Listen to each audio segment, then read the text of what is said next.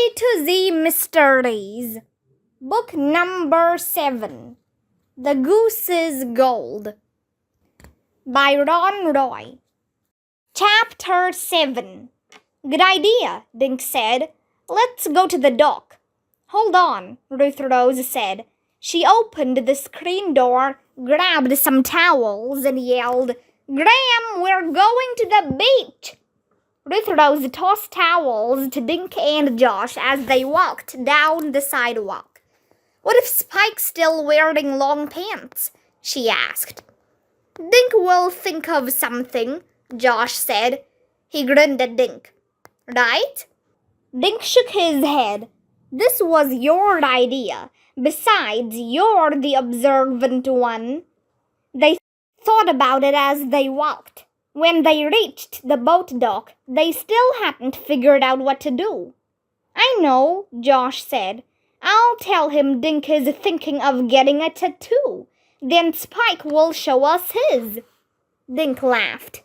Kids can't get tattoos, Josh, he said. A few moments later, the kids reached Spike and Chip's boat slip. But the boat wasn't there. They're gone, Ruth Rose said. Now what? Dink asked. Should we wait till they come back in? Why don't we hang out at the beach for a while? Josh suggested. That way we can have fun and watch for the boat at the same time. Okay, Ruth Rose said. But we can't stay out late. Graham will worry. Last one in kisses pelicans, Josh yelled. He thundered down the dock and leaped onto the beach. The kids swam, searched for shells, and buried Josh in the sand. By 5 o'clock, their skin was itchy with sunburn and salt. Look, isn't that their boat? Ruth Rose asked. A white boat was pulling in at the end of the dock. I think it is, Josh said. Come on. The kids ran back along the dock. They reached the boat as Chip was securing the lines. Spike was behind the wheel, just shutting down the motor. Both men were wearing t-shirts and jeans. Spike's ankles were covered. Did you go diving? Josh asked. We dive every day, Spike said, stepping onto the dock. He patted his stomach. Right now, I need a couple of burgers. Ready, Chip? The kids walked with Spike and Chip to the end of the dock and said goodbye. We still didn't see a tattoo, Ruth Rose said as they headed for her grandmother's house. No, but I saw something else, Dink said. They finished painting the neck of the boat. It's the golden goose. Josh looked at him. So? The guy at the airport said something about drowning a goose, Dink said. Maybe that's the goose he was talking about. But what does it mean? Ruth Rose asked. Boats don't drown. Dink shook his head. I don't know. A few minutes later, they saw Ruth Rose's grandmother. She was weeding in her front garden. Hi, Graham, Ruth Rose called. She looked up and waved. Tomorrow we go back to the boat and try again, Dink said, keeping his voice low. You guys with me? What if Spike's still wearing long pants? Ruth Rose asked. Then I put my plan to work, Dink said. What plan? Josh asked. I tell him about the tattoo contest, said Dink. Josh stared at Dink. What contest? The one I just thought up, Dink said, tapping his head. I'm gonna hang a poster down by the dock. The poster will announce a tattoo contest. Then I'll tell Spike and Chip about the contest. If Spike has a tattoo on his ankle, he might mention it or even show it to us. Dinkus was in the sun too long, Josh whispered loudly to Ruth Rose. I think it's brilliant, Ruth Rose said. Come on, I'll ask Graham for paper and markers. Chapter 8. Dink jumped out of bed. He shook Josh by the shoulder. "Josh, get up! We're going back to the dock." Josh opened one eye. "Time is it?" he asked sleepily. Dink glanced at the clock next to his bed. "Almost 8. Hurry up!" Dink dressed in shorts and a t-shirt. He washed, brushed his hair, and grabbed the poster he'd drawn the night before. "Come on, Josh," he said, hurrying downstairs. Ruth Rose was sitting at the table, spreading peanut butter on a bagel. "Gram's out for her morning swim," she said. She pushed the plate of bagels toward Dink. "Where's Josh?" Dink sat down and reached for the strawberry jam. "Still waking up," he said. Dink unrolled the poster as Josh stumbled into the kitchen. His red hair was sticking straight up. "This plan had better work," he said. "I was dreaming I was King Midas, only everything I touched turned into chocolate." Josh got a bagel and read Dink's poster through sleepy eyes. At the bottom, Dink had drawn a man's arm with a tattoo of an owl. "Come one, come all. Tattoo contest on the pier. Sunday night at 8. Cash prizes for the most creative tattoos."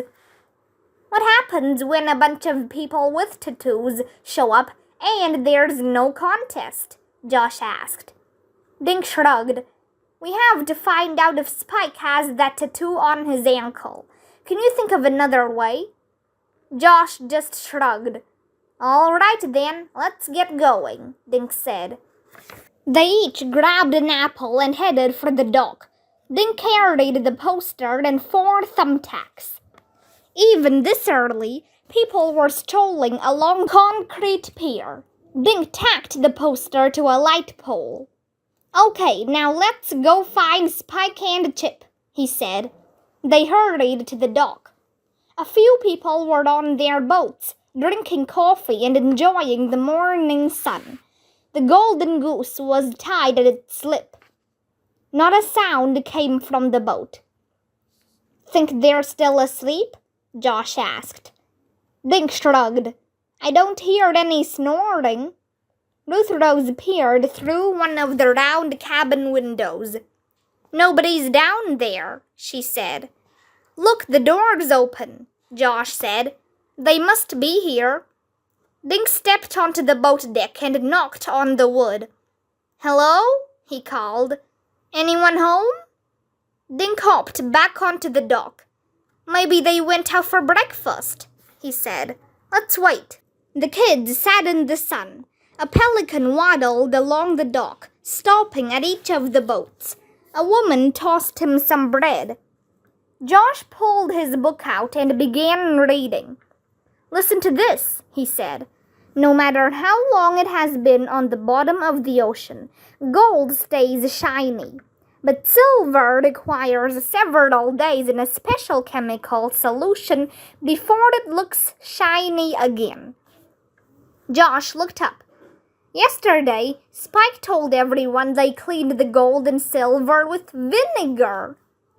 The kids looked at each other.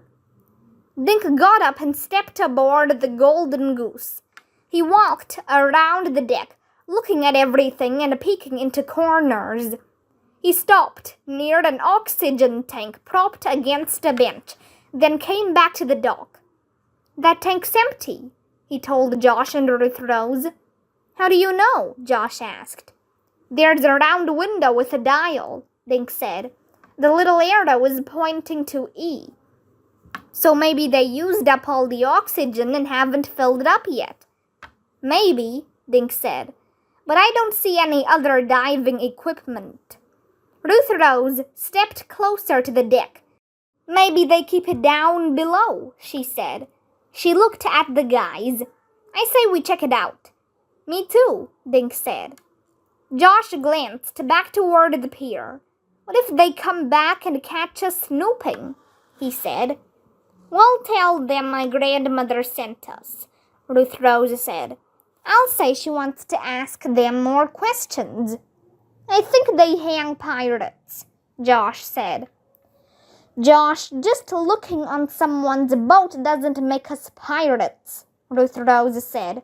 If they're trying to cheat my grandmother, I'm gonna find out. Come on, won't touch anything, we'll just look around. She hopped aboard the boat and scooted down the cabin stairs. Josh and Dink followed. The three stood in the middle of the small cabin. What a smell, Ruth Rose said. They aren't very neat, are they? Josh said. The beds were unmade, and the tiny kitchen was a jumble of dirty dishes and glasses. The small eating table was covered with sticky-looking stains. Dink glanced into a few dark corners. I still don't see— Shh! I heard something, Ruth Rose said. She pointed above their heads. Suddenly, they all heard footsteps. The kids looked at each other, wide-eyed. Josh's face was white. Dink looked around the small cabin, then rushed toward a narrow door in the back. He yanked the door open and motioned for Josh and Ruth Rose to follow. Chapter 9. The kids found themselves crammed in the boat's tiny bathroom. There was no room to sit or turn around. The kids just stood and stared at each other. Suddenly, they heard heavy feet thunder down the cabin stairs. They held their breath. They heard a small thump, then a bigger one. Then the feet were walking again, this time going up the stairs. The small room got hot fast. Sweat ran into Dink's eyes. He could barely breathe. They waited, but heard no more noises. I smell scrambled eggs, Josh whispered into Dink's ear. Dink rolled his eyes. Well, I do, said Josh. Dink waited a few more minutes, then opened the door a crack. Cool air rushed into the bathroom. Dink quickly looked around the cabin. He could hear the men talking up above. He gently pulled the door shut. They're up on deck, he said. We can't stay in this bathroom. If one of them wants to use it, we're sunk. Why don't we just leave? Josh asked. How do we explain why we're hiding in their boat? Ruth Rose said. It's too late. Dink slipped out of the bathroom and saw a trap door in the floor. Kneeling, Dink pulled the trap door open. Josh and Ruth Rose tiptoed out of the bathroom.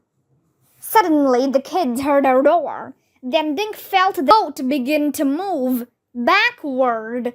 They're taking the boat out, he whispered. Come on, down here. The kids scampered down into the boat's hold. Dink lowered the door over their heads. Except for a crack of light around the trap door, they were in darkness. This place stinks like rotten fish, Josh said. Now what? Ruth Rose said. I don't know, Dink answered. He thought for a minute. They must be going out to the dive site, he said. We'll have to hide till they decide to go back to the dock. But that could be all day, Josh said. The kids squirmed around, trying to get comfortable. Dink put his eye up to the crack and saw the underside of the table. To the right, he could just make out the bottom stair leading up to the deck. Ouch, Josh said suddenly. I think I sat on an anchor. And I scraped my knee on a cinder block, Ruth Rose said. Dink moved his fingers around the sloping wooden floor. His fingers felt hard, scratchy surfaces. More cinder blocks, a bunch of them. Then he touched something squishy. Guys, I found some life vests, Dink whispered. Put 'em on. The kids struggled into the vests. Dink kept his eye on the crack. He wanted to know if Spike or Chip came down into the cabin. Whose idea was it to get on this boat? Josh said. I feel like a prisoner. You wanted to go out on a dive, Dink said. You got your wish. Yeah, Josh said, but not trapped in some smelly dungeon. Dink saw a movement through the crack. A pair of bare feet were backing down the stairs. Shh, he said. They're coming down to the cabin. They heard footsteps, then voices. Shapes moved back and forth across the trapdoor. This place is a pig pen, one of the men said. Dink recognized Spike's voice. Why bother to clean it? Chip answered. He giggled. It'll get real clean in a while. Dink heard something scrape, then a thump right over his head. Through the crack, he saw skinny wooden legs. A stool or chair had been dragged up to the small table. We got any juice? Spike asked. I doubt it, Chip answered. I think there's milk. They're eating breakfast, Josh hissed into Dink's ear. I told you I smelled eggs. Then someone sat down at the table. Dink could see one person's leg from the knee down. The leg was hairy and tanned. Suddenly, Dink gasped. Just inches from his eye, he saw a tattoo. It was an eagle's head.